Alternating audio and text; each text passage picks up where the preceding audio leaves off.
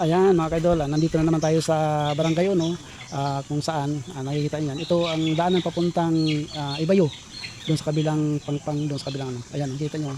Yan ang ilog mga kaidol yan. Mula dito manggagaling yan. Tapos lalakad ka papunta dito, yan. Ito naman mga kaidol ang Bakawan, napakadaming Bakawan dito at may tubig pa. Ayan.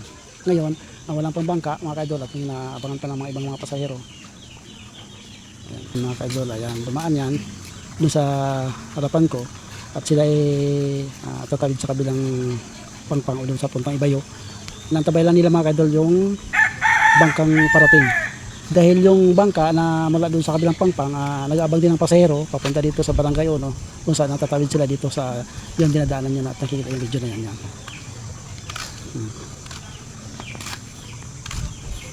Napakadami yung mga kaidol ang Bakawan ito, napakalaki yung Bakawan yan. Ito yung pinagbabawal ng barangay dahil yun ay support doon sa tubig o sa baha na parating kung ano man ang ano.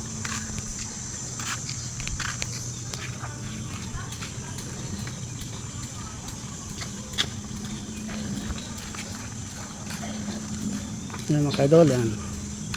Wala pa sa ngayon bangka, nag-aantabay pa yung mga pasahero doon sa dulo dahil yung bangka. Taib, yan mga kaidol. Mula dito hanggang doon, tawid pa sila ng bangka. Yan. Ito mga kaidol ang tawiran papuntang Ibayo. Dito sa Barangay Uno. Yan. Taib mga kaidol, oh. Laki ng taib.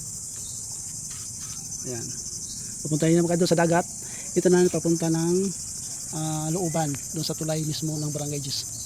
Yan mga kaidol. Kapag wala kang bangka pang pupunta, hindi ka makakatay basta-basta pagka walang bangka na papunta rito. Kailangan na may pasero doon at may pasero dito. Yan mga kaidol. Okay mga kaidol, dito na lang yung video ko at maraming salamat. Bye!